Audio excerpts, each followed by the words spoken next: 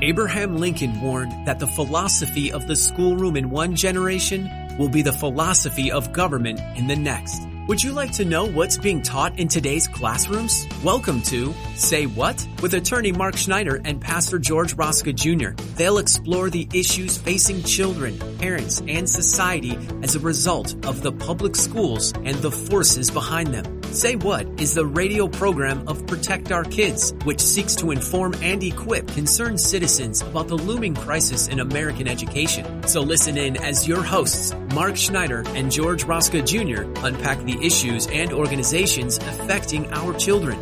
And now here's your hosts, Mark Schneider and George Rosca Jr.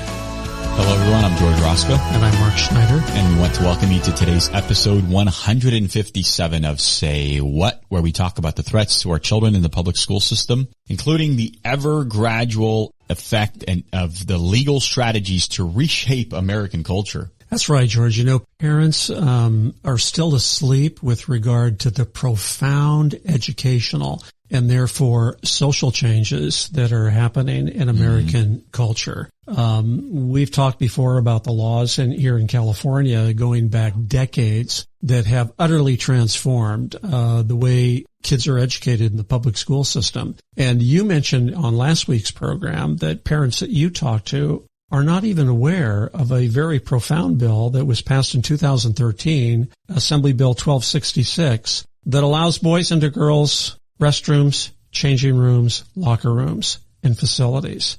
How can parents not know about that, George? And that's only the tip of the iceberg. It's literally like the proverbial frog in the kettle, where if you don't know this analogy, when you place a frog in a kettle, and the water is just lukewarm. You know, the frog is perfectly content. But then you turn the heat on, and you do it very, very slowly. So the water starts to warm, and then the frog is not aware of this. In fact, it might even feel pleasant. It feels good for a while. Oh, you know, this is comfortable. But the water continues to heat up, and all the while, very slowly, this is starting to do damage to the cells of that amphibian, whether or not it's comfortable or not, to the point where the water continues to heat, and sure enough, before they know it, the frog perishes. The same effect is happening in American culture, driven very, very much so through what's happening in the K through 12 public education system.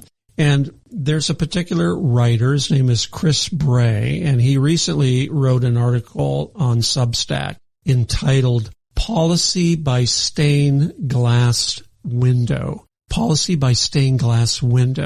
that I thought we should bring to our listeners' attention today. He makes some very good points in this piece. He starts off in the article by saying, quote, "A little piece here, a little piece there, a little piece over here, just little pieces.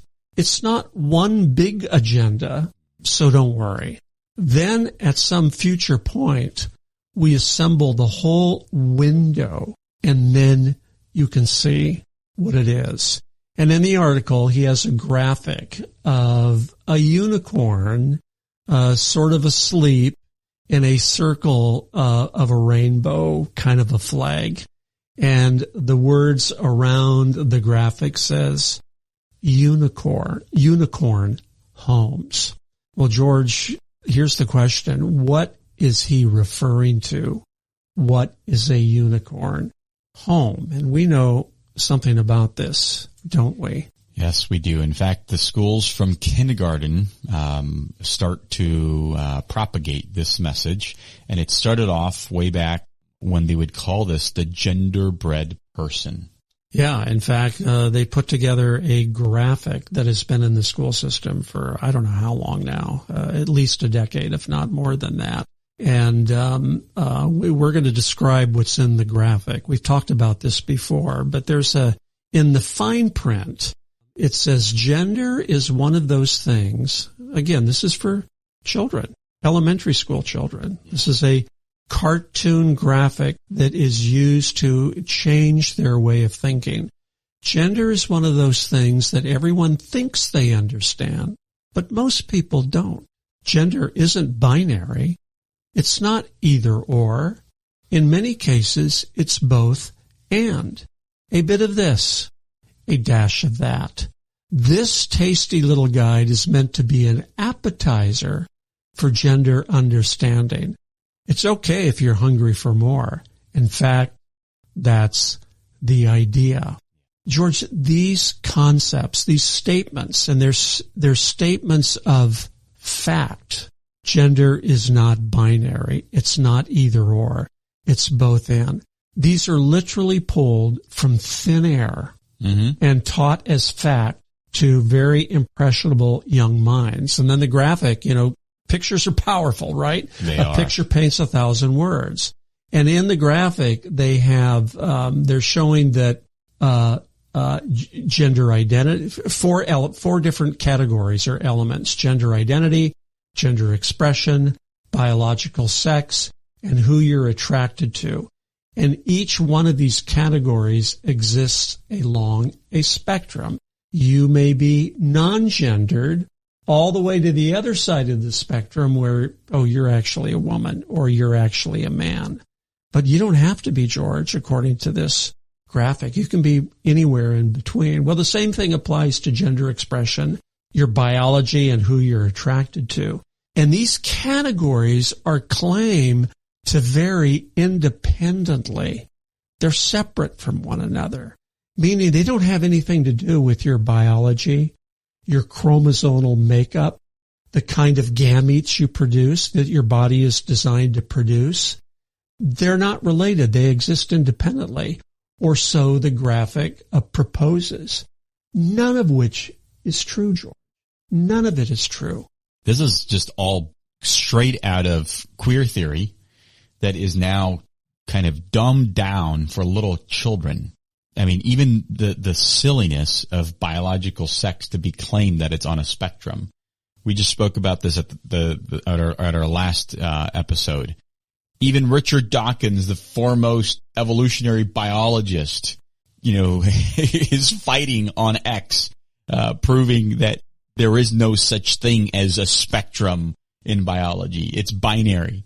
And yet they're presenting this to little kids, and they're renaming the gingerbread man, which around the holidays, I mean, I grew up in schools, doing gingerbread men, gingerbread houses, right?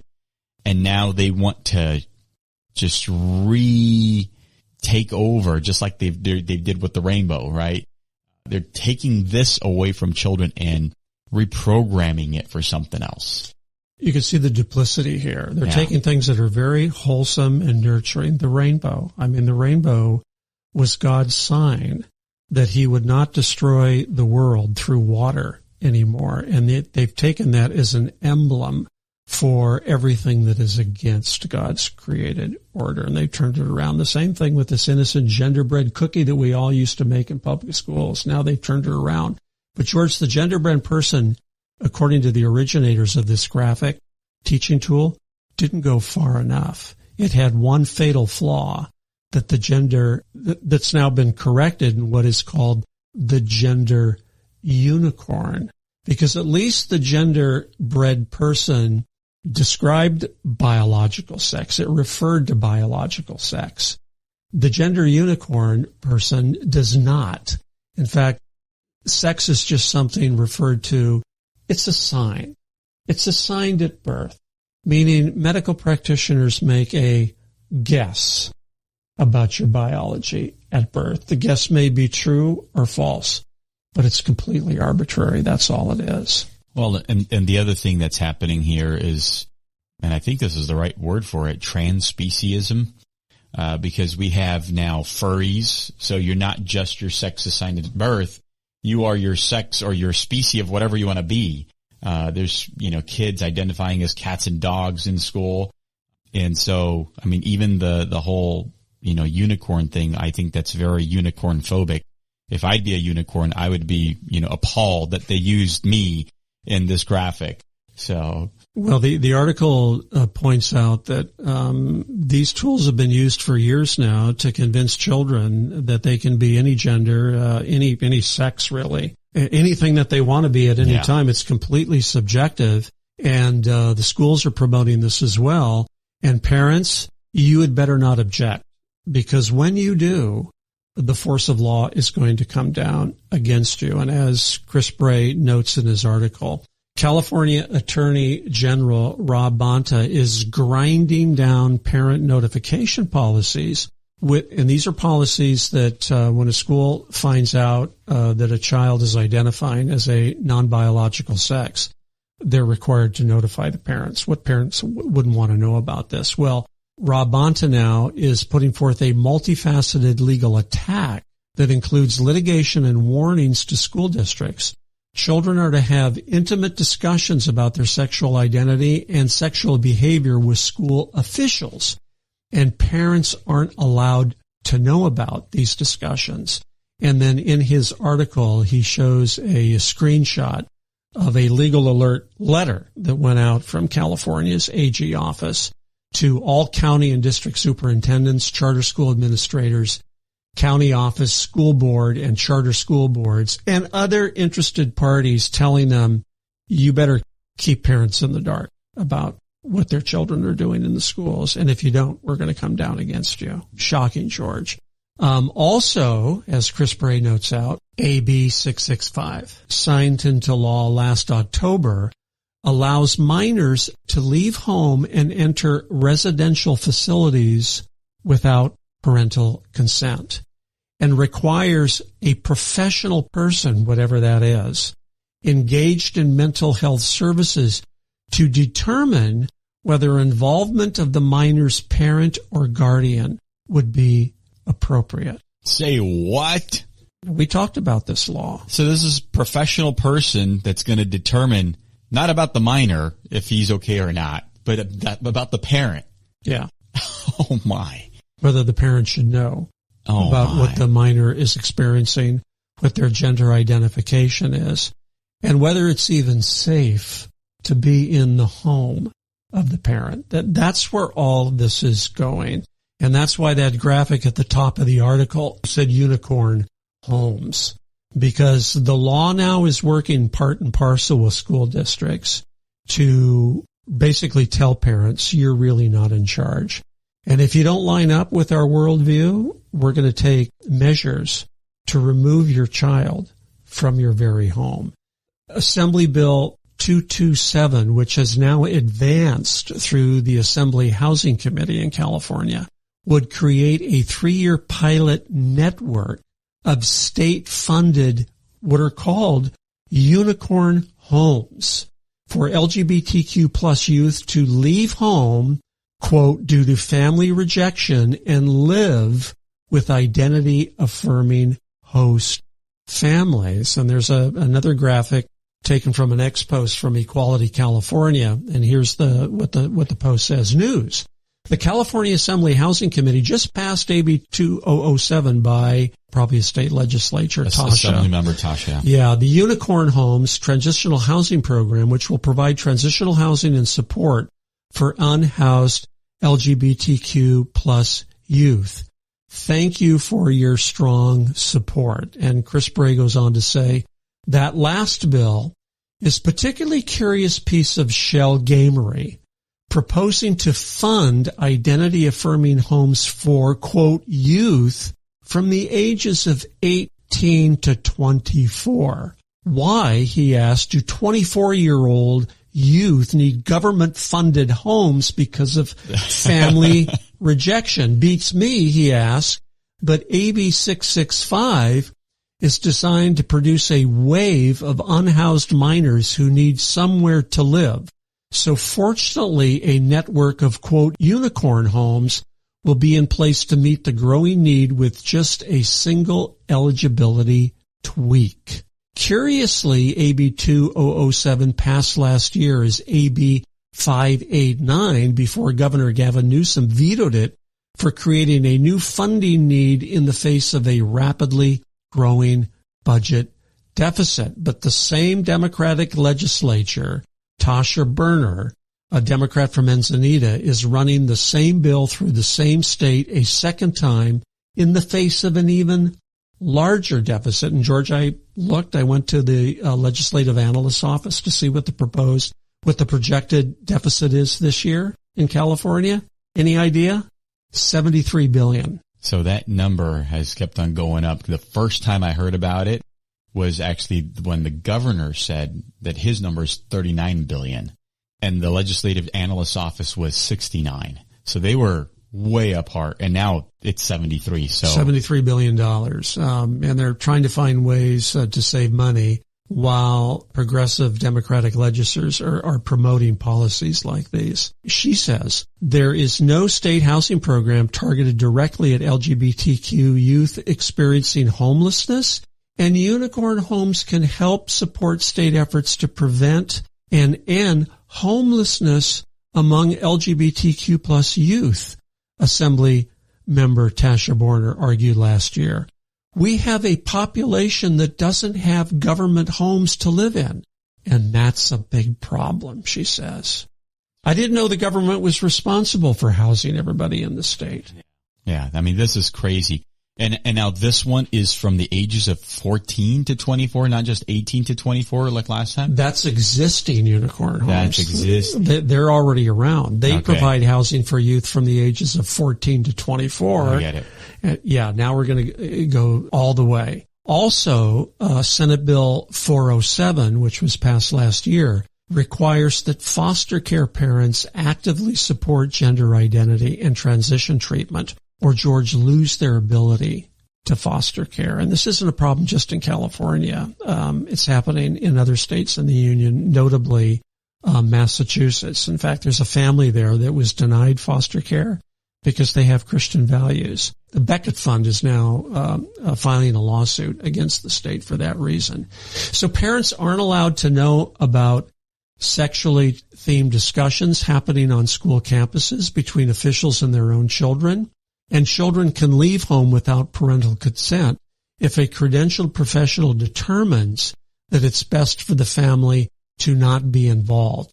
And the state is preparing to build a network of homes to shelter LGBTQ plus youth. Chris Bray writes, California is selling social atomization and the eradication of the family as liberation.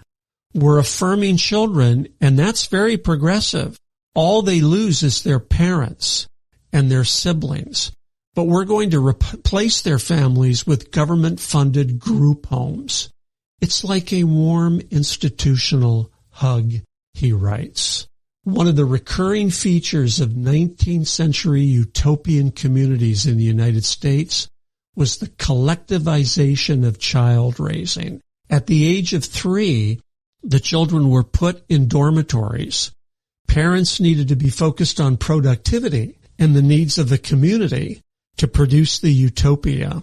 So a narrow focus on their own children prevented the appropriate community mindedness. And then he goes on to say, and so here we are in a new utopian era where the utopianists are selling childhood group homes again. The familiar effect is a turn toward the needs of the collective and the severing of particular connections that are replaced with a different conception of nurturing. The group homes will now shelter the liberated youth until they're 24 years old. And they will never grow up. George, this takes me back to a statement that we talk about in our conferences from Antonio Gramsci, one of the founders of the Frankfurt School that came out of the Weimar Republic in pre-Nazi Germany. And he wrote this famous letter where he said, if socialism is ever to take root, then the family roots have to be cut. We need to take over the institutions, including the K through 12 public education system. And boy, you're seeing that in spades now. Where's all this going? Well, we want to play a little highlight from a grandmother, Julie Jamin, who had an encounter recently. We'll let the video speak for itself, but I think this is very illuminating. If you want to know, listening audience, where ultimately all of this is going, you don't have to wonder because it's happening today. Let's listen to this video. Well, the Fox News Tonight Common Sense Department is just now hearing the story of 82-year-old Julie Jamin, a Democrat who lives in Port Townsend, Washington. Mrs. Jamin has been swimming at the local YMCA for 40 years, and after a swim, she went into the women's locker room and took a shower. During the shower, she heard a male voice, so she pulled back the curtain and witnessed a male in a female swimsuit watching little girls undress. She then asked the person straight up if that was indeed a penis, and the response was, quote, "None of your business." Julie Jamin then called for help, and the offender was promptly escorted off the property. Of course, the offender was Julie Jamin, who the pool staff accused of being, quote, discriminating. So if Common Sense has this right, the 82-year-old woman who thought she was witnessing a crime and was looking out for young girls was actually discriminating. So are men who identify as women now more important than women? Can women no longer object to biological males being in their private spaces? Julie Jamin is now suing the YMCA because she wants to be allowed back into the pool. The YMCA won't comment, but Common Sense will. Safety, privacy, and dignity exist. And at last check, belief and identity does not override biological reality. So in that video, Julie Jamin had the temerity to push back and actually file a lawsuit against the YMCA. This is one story now that has gotten some media attention, but George, this is being played out across the country. It's happening over and over again where you never hear about it because corporations, the mainstream media, and government are working together part and parcel to reshape American society in the name of critical theory and wokeism. It's already here. We have rapidly now deteriorated to a society where paganism is our new worldview. All that counts is power and who has it. And if you don't go along with it, there are going to be serious repercussions. So it's not just companies, not just government, companies now. Yeah. And organizations like the YMCA, which traditionally has been known as a wonderful organization. It's been around for, I'm sure, well over 100 years or so. Pastor Moody started it, Dwight L. Moody. Oh, even more shocking. It reminds me, George, of a scripture out of Isaiah 5:20. Woe to those who call evil good and good evil, who put darkness for light and light for darkness. We are there. It's a big warning. Scripture lays this out many, many times. Unfortunately, people don't want to hear it because John chapter 1 says that men did not like the light. They wanted to stay in their own darkness. So parents, that's all the time that we have for today. We encourage you to really get informed about what's going on. These pieces of the stained glass window, I think, have come enough together to where we can see the picture by now. I think so. It's been far overdue for this parental revolution to just blaze its way through every institution in America and take back what is rightfully ours. Please go to our website at protectourkidsnow.org for more information. Follow us on X and Facebook and Instagram, where you can get the latest information. On our website, you'll see our podcasts, our videos that we put together. And if you want Mark or I to come and speak to your parent group or to a church group or a community group, we'll gladly do so as well. So thank you so much for listening, and we'll see you again next time on Say What? You've been listening to Say What, the radio ministry of Protect Our Kids, where they seek to inform and equip concerned citizens about the crisis in American public education and the forces working against our children. Join us at this same time every Saturday as attorney Mark Schneider and Pastor George Rosca Jr. unpack the issues so that we can better safeguard our nation's children. And join Mark and George right here next week at this same time for another episode of Say What.